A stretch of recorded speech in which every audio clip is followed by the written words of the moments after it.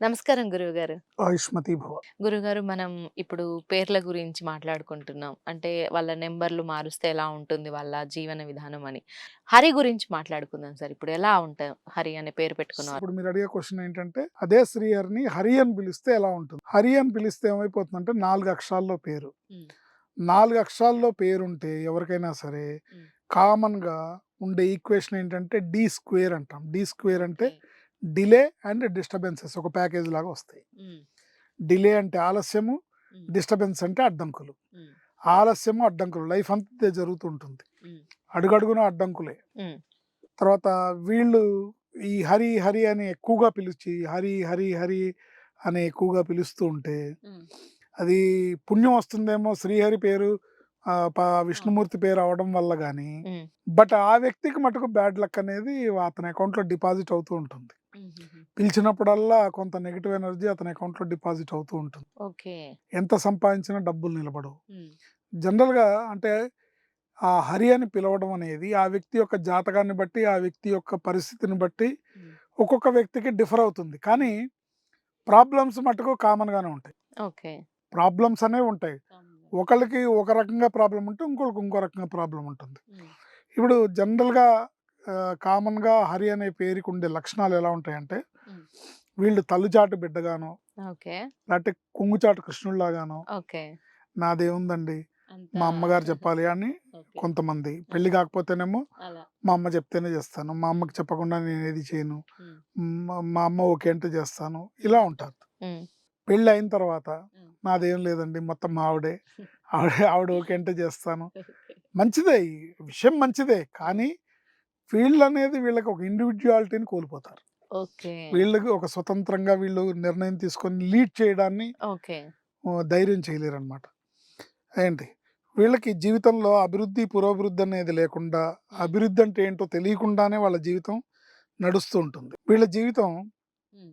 ఎక్కడేసిన గొంగళి అక్కడే అన్నట్టుగా ఉంటుంది. హ్మ్. ఈ పేరుతో పిలువబడే వాళ్ళు హ్మ్. ఇందులో ఉన్న నంబర్స్ వల్ల హ్మ్. ఎమోషనల్ పర్సన్‌గా ఉంటారు. హ్మ్. మొహమాటస్తులుగా ఉంటారు, భయస్థులుగా ఉంటారు. హ్మ్. ఎటువంటి విషయాన్ని వినడానికి ఇష్టపడరు. ఓకే. ఇప్పుడు మన వీడియోని ఒక హరి చూస్తున్నాడనుకోండి, హ్మ్. అమ్మో! ఏం చెప్తారో అని స్కిప్ చేసేస్తారు. ఓకే. నెగెటివ్ వినడానికి కూడా ఇష్టపడరు. ఇష్టపడరు. నెగెటివ్ ఫేస్ చేయడానికి ఇష్టమే. హుహు. నెగెటివ్‌ని వినడానికి. అనుభవించడానికి ఇష్టమే. ఆహాహా! అమ్మో! ఏం చెప్తారో అనే భయం అనేది ఉంటుంది. ఈ లక్షణం ఈ హరి అని పిలిపించుకునే వాళ్ళకుంటుంది. హ్మ్. ఏంటి వింటే ఏం మార్చుకోవాలో, ఏం చేయాలో, హ్మ్. ఇప్పుడు ఇవన్నీ కుదరవు గదా! హ్మ్. ఇవన్నీ ఈ ఇవన్నీ మార్చుకోవడం ఇప్పుడు ఆయనేదో అక్షరాల గురించి మార్చుకోమంటున్నారు. హ్మ్. నా సర్టిఫికేట్‌లో అలా ఉంది గదా! హ్మ్. నా ఆధార్ కార్డ్‌లో ఇలా ఉంది గదా! హ్మ్. స్వామి ఇక్కడ చెప్పేది జీవితం గురించి. ఓకే. మన జీవితం బాగుపడాలంటే మనం మార్చుకోవాలి. హ్మ్. ఇది అందరికి అర్థం కాకపోవచ్చు. బట్ ఏ ఒక్కళ్ళకి అర్థమైనా కూడా నా జన్మ ధన్యమే. హుహు. నేను చెప్పే దాంట్లో వాళ్ళకి జీవితం మార్పనేది వస్తుంది. ఓకే. ఏం చేయాలో ఏమో ఇప్పుడు అవన్నీ కుదరవు గదా! అని నేరో థాట్‌లోనే ఉంటారు. హ్మ్. ఈ పై లక్షణాలన్నీ వాళ్ళ వ్యక్తిగత జాతకాన్ని బట్టి వాళ్ళ లక్షణాలు ఎక్కువ తక్కువలుంటాయి. హ్మ్. కొంతమందికి నేను చెప్పిన ఈ లక్షణాలు కొంతమందికి ఎక్కువగా ఉండొచ్చు. కొంతమందికి తక్కువగా తక్కువగా ఉండొచ్చు. ఉండొచ్చు. వాళ్ళ వ్యక్తిగత జాతకాన్ని బట్టి, వాళ్ళ డేట్ ఆఫ్ బర్త్ కాంబినేషన్‌ని బట్టి, బట్టి. హ్మ్. ఆ డేట్ ఆఫ్ బర్త్‌లో ఉన్న కాంబినేషన్‌లో ఉన్న నంబర్స్‌ని బట్టి హ్మ్. ఇవన్నీ ఆహ్, ఎక్కువ తక్కువలుంటాయి. హ్మ్. కాకపోతే ఏంటంటే ఆర్థికంగా పెద్ద పెద్ద నష్టాలు, సంపాదించిందంతా ఒక దెబ్బతో పోగొట్టుకోవడం, హ్మ్. ఎంత మంచి చేసినా చెడ్డ పేరు తెచ్చుకోవడం, హ్మ్. తర్వాత సంబంధ బాంధవ్యాలను కోల్పోవడం, హ్మ్. బంధాలు తెగిపోవడం హ్మ్. ఇవి జరుగుతుంటాయి. హ్మ్. ఈ పరిస్థితిని మార్చే శక్తి ఒక న్యూమరాలజీ నేమ్ కరెక్షన్‌కి మాత్రమే ఉంది. ఓకే. అంటే జాతకాన్ని మనం మార్చలేం. హ్మ్. గ్రహస్థితిని మనం మార్చలేం. ఓకే. విధి రాతని మనం మనం మార్చలేం. మార్చలేం. కానీ పేరుని కరెక్షన్ చేసుకోవడం ద్వారా హ్మ్. ఆ ఎదురయ్యే పరిస్థితిని తట్టుకునే కెపాసిటీ ఉంటుంది. అంటే హ్మ్. మీకు సింపుల్‌గా చెప్పాలంటే మనకెదురయ్యే పరిస్థితికి మనం కుప్పగూలిపోవడం అనేది బ్యాడ్ లక్. ఓకే. మనకెదురయ్యే పరిస్థితి ఏదైనా కానివ్వండి, హ్మ్. సమర్థవంతంగా ఎదుర్కొని దాన్ని ఎదుర్కోవడం. దాటుకొని ముందుకు వెళ్ళడం విజయం సాధించడం లక్షణం. అవును. అవును.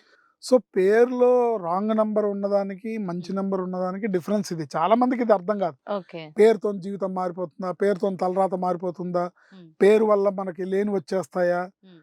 లేని అదృష్టం వచ్చేస్తుందా? హ్మ్. ఇలాంటి శుష్క వాదనలన్నీ చేస్తుంటారు. హ్మ్. కానీ అర్థం చేసుకోవాల్సిందేంటంటే, హ్మ్. ఇప్పుడు ఒక క్రికెట్ గేమ్ ఉంది. ఒక బౌలర్ ఒక బౌల్ వేసాడు బ్యాట్స్మెన్కి. ఉమ్, ఆ బాల్ని వికెట్ తీస్తే ఇతని విజయం, ఉమ్, 6 కొడితే అతని విజయం. అవును. వేసింది అదే బాల్, అవును. వేసింది ఇతనే. అవతల అతను సమర్థవంతంగా ఎదుర్కొని 6 కొడితే అది అతని గెలుపు, డకౌట్ అయి ఓడిపోతే అది అతని ఓటమి. అవును. సో గెలుపుకి ఓటమికి ఒకటే బాల్ తేడా, ఉమ్, పెద్ద తేడా ఏమి ఉండదు. గెలుపుకి ఓటమికి తేడా ఒకటే. ఒకటే. ఇప్పుడు 350 రన్స్ చేసిన ఇంగ్లాండ్, ఉమ్, ఇండియా 351 చేస్తే ఇండియా టీమే విన్నింగ్ కదా. అవును. అంటే 350 రన్స్ చేసిన వాళ్ళ జీవితం వేస్ట్ అని మనం అనట్లేదుగా. ఉమ్, బట్ టీమ్గా వీళ్ళు గెలిచారు. అలా మనం జీవితంలో ఎదగాలన్నా ప్రతి పనిని, ప్రతి చర్యని, ప్రతి పరిస్థితిని సమర్థవంతంగా ఎదుర్కొని ముందుకెళ్ళాలంటే ఉమ్, మన పేరు బాగుండాలి, పేరులో సంఖ్యాబలం బాగుండాలి. ఓకే. దాన్ని ఒక అక్షరంతో మార్చుకోవడం ద్వారా ఉమ్, మంచి జీవితాన్ని, ఉమ్. మెరుగైన జీవితాన్ని, అదృష్టవంతమైన జీవితాన్ని పొందొచ్చు. గురుగారు, మరి హరి అనే పేరు పెట్టుకుంటే అంటే ఎలా మార్చాలి అంకల్ని బట్టి వాళ్ళ లైఫ్ ఎలా ఉంటుందో చాలా చక్కగా వివరించారండి. ధన్యవాదాలు. ఆయుష్మతి భవ.